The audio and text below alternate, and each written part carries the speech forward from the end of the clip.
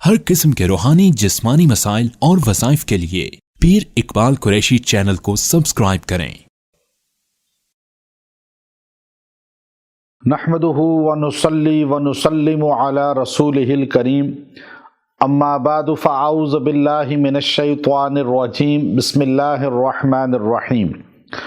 الوہاب یہ اللہ تبارک و تعالیٰ کا ایک بہت عظیم صفاتی نام ہے، اور یہ اللہ تعالیٰ خود عطا کرنا چاہتے ہیں اور اس نام کو ہمیں عطا فرمایا، یعنی بہت کچھ دینے والا، یعنی سب کچھ ہی اللہ دیتا ہے۔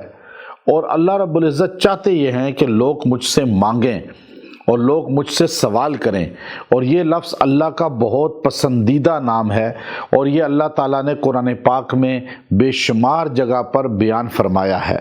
آپ دیکھیے قرآن پاک کے اندر ہم جب ایمان پر خاتمے کی دعا کرتے ہیں، اور جو قرآن پاک کی سب سے عظیم دعا ہے، ایک شخص کہتے ہیں کہ آج سے 300 سال پہلے ایک کتاب میں لکھا کہ وہ ایک بزرگ تھے اللہ والے، تذکرۃ الاولیاء میں ہے کہ وہ بیت اللہ شریف کا طواف کر رہے تھے، اور طواف میں ہر قدم پہ یہ دعا پڑھتے تھے، ربنا لا تزغ قلوبنا بعد اذ ہدیتنا وہب لنا من لدنک رحمہ انک انت الوہاب۔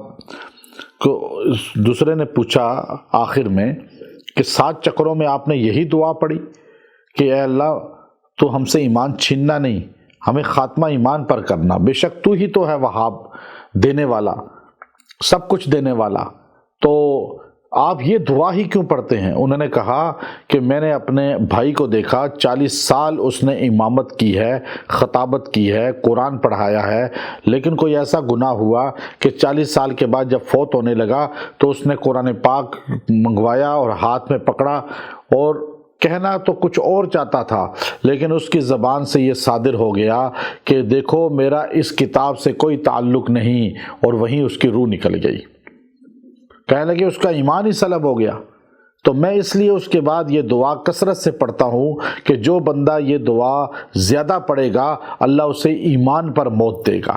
یعنی دینے والا کون ہے؟ وہاب، انک انت الوہاب۔ ہمارے یہاں ایک غلط فہمی پڑ گئی ہے، لوگ کہتے ہیں جی یہ وہابی ہو گیا۔ وہابی کا کیا مطلب؟ کہ یہ جی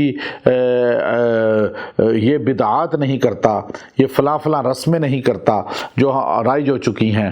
وہاب تو اللہ کا نام ہے، اور وہاب کو ماننے والا وہابی ہوتا ہے۔ کہتے ہیں حضور کو نہیں مانتا اس لیے وہابی۔ بھائی حضور صلی اللہ علیہ وسلم کو نہ ماننے والا تو کافر ہوتا ہے، وہابی تو نہیں ہو سکتا۔ وہاب تو اللہ کا نام ہے، وہابی اللہ والا۔ تو یہ غلط ایک رسم چل پڑی ہے، لوگ جہالت کی وجہ سے ایسی باتیں کرتے ہیں۔ رزق کو حاصل کرنے کا اس سے بڑا ذریعہ کوئی نہیں جو اس اللہ کے نام میں ہے۔ میں نے آج سے 30 سال پہلے 35 سال پہلے اس کا چلہ کیا تھا، چھوٹی عمر میں۔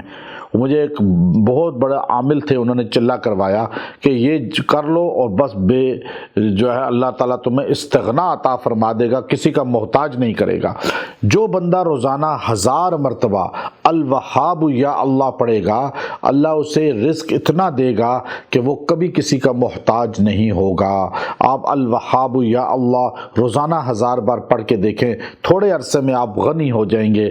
وآخر دعوانا ان الحمد للہ رب العالمین۔